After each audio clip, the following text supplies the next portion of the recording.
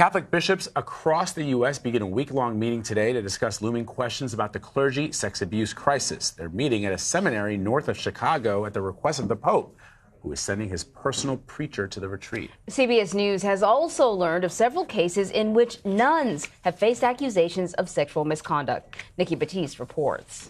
This is Sister Shaw. Yes, this is Sister Eileen Shaw. This is the nun Trish Cahill says she confided in when she was 15 years old. I would have done anything for her. I would have died for her.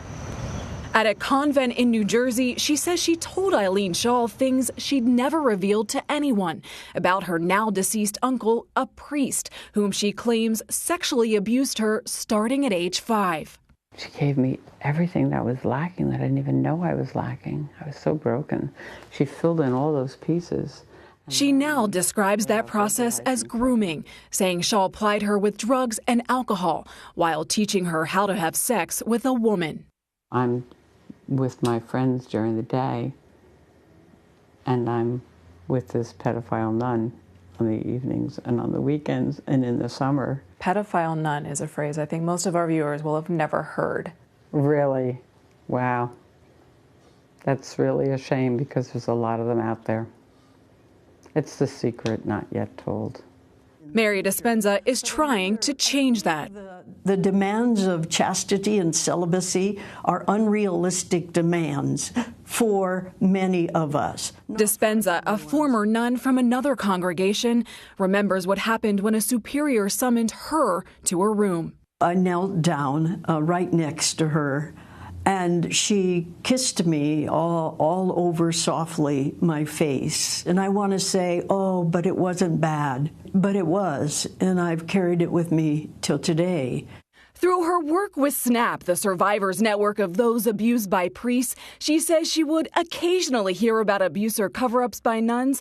But since the publication of a grand jury report identified hundreds of pedophile priests in Pennsylvania, at least 18 people have contacted her to share stories of abuse by religious sisters. We've heard so much about alleged child sex abuse by priests. Why haven't we heard about nuns? A lot has to do with the culture of nuns, they are very, very private by nature. Trish Cahill reported her abuse to the Sisters of Charity of St. Elizabeth in 1994. The congregation paid her a $70,000 out-of-court settlement. They had canon lawyers on retainer just for people like me. Shut her up, pacify her, tell her you love her and you'll pray for her, and send her on her way. In a statement, the congregation tells CBS News the case was investigated immediately when it was reported in 1994, and a settlement was reached that was mutually agreed on by all parties. We believe that the Sisters of Charity acted in a responsible manner. Hi, is this Eileen? We reached out to Sister Eileen Shaw, who Cahill says she continued to see for years as an adult. You don't wish to discuss this at all? She just hung up. The Sisters of Charity removed her from her role as a grade school principal, but report she remains a nun. They're providing her with food and housing while restricting her from outside ministry. I think it's really sad. In the meantime, Cahill says the settlement she signed wasn't enough to help her deal with a lifetime of trauma. What is your hope?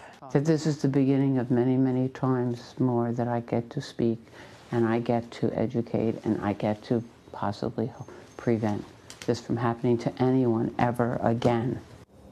So Nikki Battiste is joining us now with more on this story. Really disturbing. And you know what? I was also surprised to hear nuns.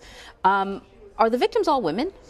In this case, of the 18 victims, we've spoken with several of them. At least one is actually a male. It's a question a lot of people have asked me after their initial surprise that nuns are involved in this at all. So they're primarily women, but some males have also been sexually abused by nuns. It just feels like a cabal, and I just wonder, where is the Pope on all this?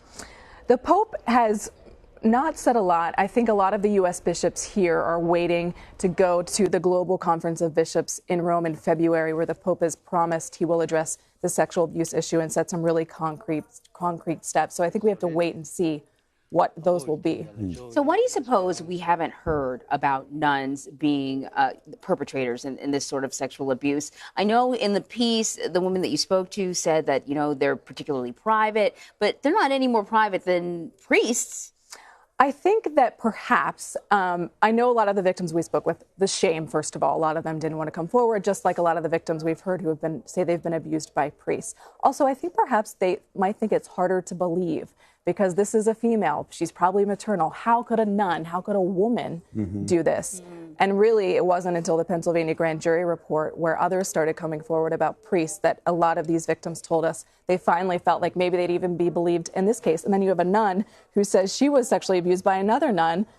Can't not believe her.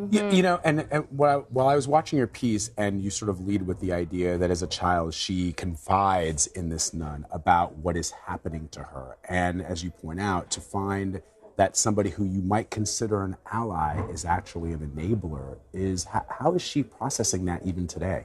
Trish Cahill has been struggling with this her entire life.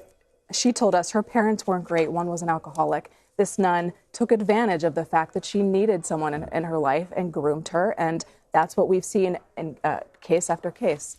So there's this week-long meeting, happening in Chicago to discuss the abuse of priests by priests. Presumably it will expand beyond that. Do we know anything more about what's going to happen at this meeting? What we know is that the Pope asked for the bishops here to meet in Chicago. This is the first time they've had a retreat like this.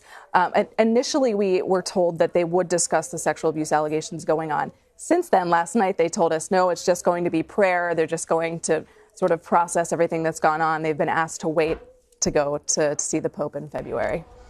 That's interesting, but also kind of disappointing. Yes. I mean, how long? There's been ongoing discussions about this. I mean, it's hard to believe that they aren't going to be discussing it behind closed doors. But, the church has been really shut down. Everyone's waiting, particularly the victims, to hear what is going to be done. Nikki, you've been covering this story for quite some time now, and I know that you and I were talking offline a little bit about how people are starting to reach out to you with their stories, and that's just sort of an indication of how powerful your reporting is, and probably means that there's a lot more people out there that we don't know about who are going to watch this and perhaps feel that there's an opportunity for them to tell their story. So thank you very much. Thank you.